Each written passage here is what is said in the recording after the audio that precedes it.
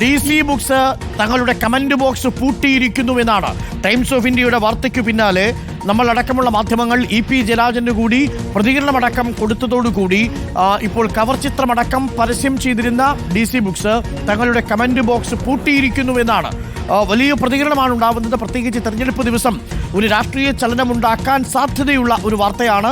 ആ വാർത്തയാണ് ഇപ്പോൾ EP ജയരാജന്റെ പ്രതികരണത്തോടുകൂടി ഒരു ഘട്ടം വരെ നിർവീര്യമായിരിക്കുന്നത്. ഇപ്പോൾ സ്വന്തം കമന്റ് ബോക്സ് DC ബുക്സിന് പൂട്ടിവെക്കേണ്ടി വരുന്ന സാഹചര്യം ഉണ്ടാവുന്നു. TV പ്രസാദ്. ഉറപ്പായും അരുൺ, കാരണം ഇതിലൊരു വിശദീകരണം വേണം എന്നത് തന്നെയാണ്.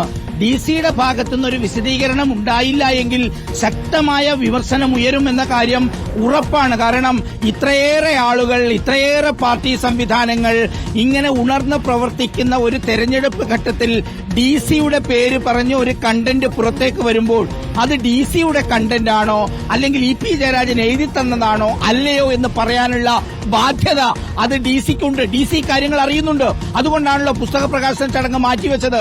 ഇങ്ങനെ ഒരു ദിവസം, ഉപതെരഞ്ഞെടുപ്പ് ദിവസം, EP ജയരാജൻ പറയാത്ത കാര്യങ്ങളാണ് DC-യുടെ പേരിൽ പുറത്തേക്ക് വന്നതെങ്കിൽ അത് നിഷേധിക്കാനുള്ള ധാർമ്മിക ഉത്തരവാദിത്തം DC ബുക്സിനുണ്ട്. പക്ഷേ അതിനെ കൊള്ളുകയോ തള്ളുകയോ ചെയ്തിട്ടില്ല. അവർ ചെയ്ത ഒരു കാര്യം നിയമപരമായി മുന്നോട്ടു പോകുമെന്ന് റിപ്പോർട്ടറിലൂടെ EP ജയരാജൻ പറഞ്ഞതിന് പിന്നാലെ അവരൊരു ഫേസ്ബുക്ക് പോസ്റ്റ് ഇടുന്നു. അതായത് പുസ്തകം പ്രസിദ്ധീകരിക്കുന്നത് മാറ്റിവെച്ചിരിക്കുന്നു എന്നുള്ളത്. അതിനർത്ഥം ഇതിലെന്തൊക്കെയോ ഒളിച്ചുകളി ഉണ്ട് എന്നുള്ളത് തന്നെയാണ്. DC-യുമായി EP ജയരാജൻ ഏതെങ്കിലും രീതിയിലൊരു സംസാരം നടന്നു എന്ന കാര്യം ഉറപ്പാണ്. അല്ലെങ്കിൽ ഇങ്ങനെ ചെയ്യാനുള്ള ഒരു ധൈര്യം അവർക്കുണ്ടാവില്ല. കരാറുണ്ടോ ഇല്ലയോ എന്ന് പറയേണ്ടത് ഇനിയിപ്പോൾ DC-യും EP-യും പറയണം. കാരണം EP പറഞ്ഞു കഴിഞ്ഞു ഓൾറെഡി അങ്ങനെ ഒരു കരാറില്ല എന്ന്.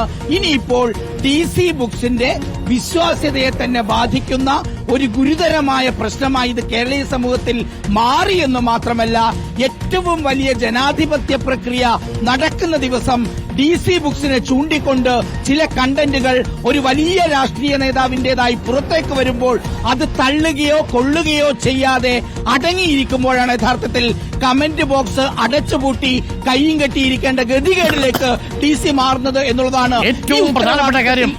നോക്കൂ TV പ്രസാദ്, ഏറ്റവും പ്രധാനപ്പെട്ട കാര്യം ടൈംസ് ഓഫ് ഇന്ത്യ റിപ്പോർട്ട് ചെയ്ത വാർത്തയാണ്. ആ വാർത്തയാണ് ഇപ്പോൾ അനുരണനങ്ങൾ സൃഷ്ടിച്ചുകൊണ്ടിരിക്കുന്നത്. EP ജയരാജൻ ആ വാർത്തയിലെ ഉള്ളടക്കത്തെ പൂർണ്ണമായും തള്ളുകയാണ്.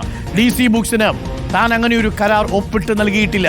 തന്റെ ആത്മകഥ ഇങ്ങനെയല്ല, തന്റെ ആത്മകഥയ്ക്ക് ഇങ്ങനെയൊരു തലക്കെട്ടുമില്ല, ആത്മകഥയിൽ പറഞ്ഞിരിക്കുന്നതായി പുറത്തു വന്നിരിക്കുന്നവ താൻ എഴുതിയതുമല്ല എന്ന് EP ജയരാജൻ പരസ്യമായി തന്നെ നിഷേധിക്കുന്നു.